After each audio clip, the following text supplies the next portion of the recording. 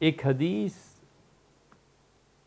تحریر فرمائی ہے کہ حضرت سیدہ صاحبزادی صاحبہ رضی اللہ عنہ کی قبر پہ جنازہ جب لے جایا گیا تو اسے رکھا گیا.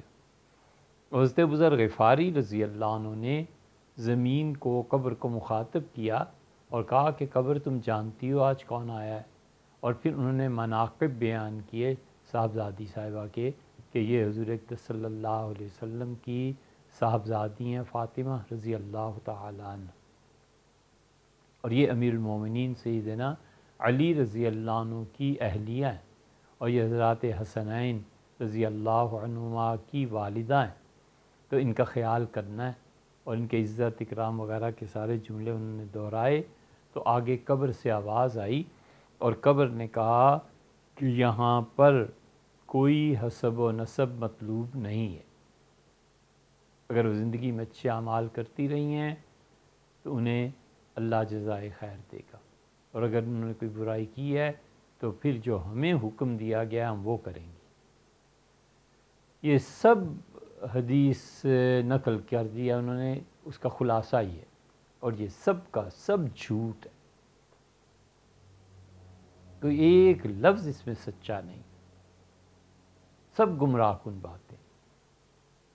حضرت ابوذر غفاری رضی اللہ عنہ پتہ نہیں جنازے میں بھی تھے کہ نہیں تھے، کہ جنازہ تو مدینہ منورہ میں ہوا ہے، اور صاحبزادی صاحبہ رضی اللہ عنہ کے متعلق کس کی اتنی ہمت اور جرت تھی کہ یہ بات کرتا. سب جھوٹ ہے. سیدنا ابوبکر رضی اللہ عنہ کا جنازہ لایا گیا اور حضور صلی اللہ علیہ وسلم قبر شریف سے فرمایا کہ آج دوست کو دوست سے ملا دو. اور سیدنا عمر رضی اللہ عنہ کا جنازہ لایا گیا اور قبر شریف سے یہ آواز آئی. یہ بہت سی ایسی غلط چیزیں ہیں جو رازی نے اپنی تفسیر میں بھی لکھی ہیں.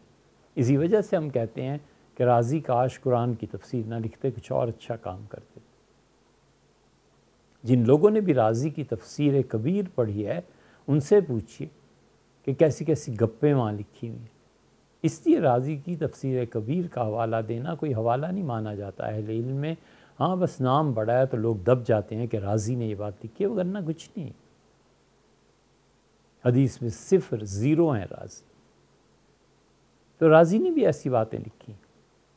یہ جو آپ نے روایت لکھ کے بھیجی ہے یہ درۃ الناصحین ایک کتاب ہے، اور عثمان بن حسن نے لکھی ہے. واعظ تھے یار، بعض نصیحتیں کرتے رہتے تھے. لوگوں کے گھروں میں جانا، عجیب و غریب قصے سنانا جن سے عورتیں اور بچے متاثر ہوں اور روتے رہیں بیٹھ کے. بس ان کے ہاں دین کی بنیاد یہ تھی. ہم 1000 بار ایسے اسلام سے بیزار ہیں اور توبہ کرتے ہیں کہ جس کی دعوت کے لیے لوگوں کو جھوٹ بولنا پڑے. سچائی ختم ہو گئی ہے، کتاب و سنت ختم ہو گئی ہے. حضرت رسالت مآب صلی اللہ علیہ وسلم سے جو صحیح روایات ہیں وہ ختم ہو گئی ہیں، ان میں اثر نہیں رہا. سیدھی طرح یہ کہیں کہ لوگوں میں ڈرامے کرنے ہیں اور خود پڑھنا نہیں ہے، مطالعہ نہیں کرنا، اس میں پھر دقت ہوتی ہے نا. لوگ زیادہ معتقد ہو جاتے ہیں، اوقات تو سارے پیری مریدی میں ضائع کر لیتے ہیں. تو پیر سب پڑھیں کہاں بیٹھ کے کہ کسی کو بتا سکیں کہ یہ روایت نہ بیان کرو. جھوٹ ہے حضور اقدس صلی اللہ علیہ وسلم پہ. اب یہ صراحتاً جھوٹ ہے سیدہ فاطمہ رضی اللہ تعالی عنہ پر، صاف جھوٹ ہے، کوئی اس کی اصل نہیں. حضرت امام اعظم ابو حنیفہ رحمۃ اللہ علیہ کی والدہ صاحبہ تھیں، اور شاید ضحاک نام تھا، کوفہ میں. تو وہ بہت کمال کا واعظ کرتے تھے. عورتیں جاتی تھیں، روتی رہتی تھیں، بہت حال ایک ان پہ طاری تھا. تو امام حنیفہ رحمۃ اللہ علیہ کی والدہ کہتی تھیں کہ فلاں مسئلہ کیا؟ تو امام صاحب رحمۃ اللہ بیان فرماتے کہتی نہیں، پہلے اس سے پوچھ کے آؤ، اس جیسا آدمی کوئی نہیں. امام صاحب رحمۃ اللہ جاتے تھے، والدہ کے حکم میں پوچھ کے آ جاتے تھے. تو وہ حیران ہوتے تھے، کہتے تھے حضرت آپ تو خود مجتہد اتنے بڑے آدمی، مجھ سے فرمایا والدہ کہتی ہیں. تو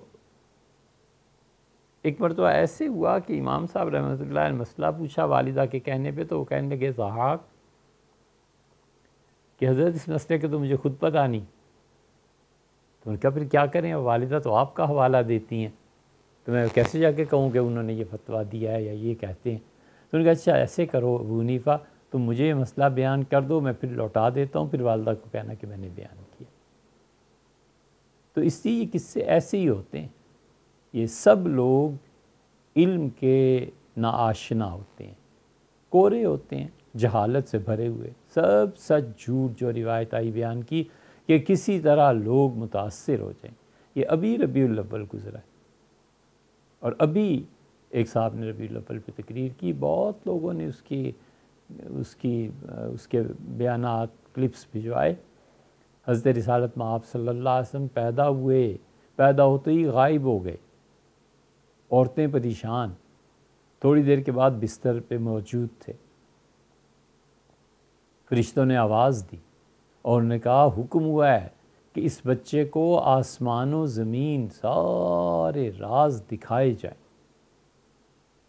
اور پھر رسول اللہ صلی اللہ علیہ وسلم اٹھے، اور وہ جو ایکٹر ہے جھوٹ بکنے والا حضور اقدس صلی اللہ علیہ وسلم پہ، اس نے ہاتھ اٹھا، ایسے اٹھے اور ایسے انگڑائی لی اور یوں جا کے زمین پہ گر گئے اور سجدہ کیا۔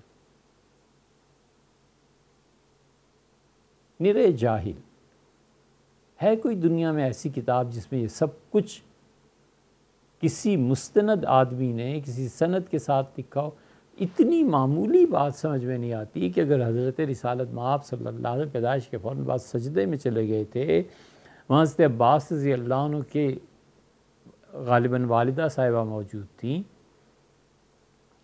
سیدہ آمنہ کے ساتھ اور خواتین موجود تھیں، اتنے بڑے واقعات پیش ہوئے ہوتے اور بچہ غائب ہو جاتا تو پورے مکہ میں شہرت نہ مچ جاتی کہ اتنی عظیم ہستی نے جنم لیا، یہ بچہ کچھ اور ہی ہے۔ کسی کو پتہ ہی نہیں تھا۔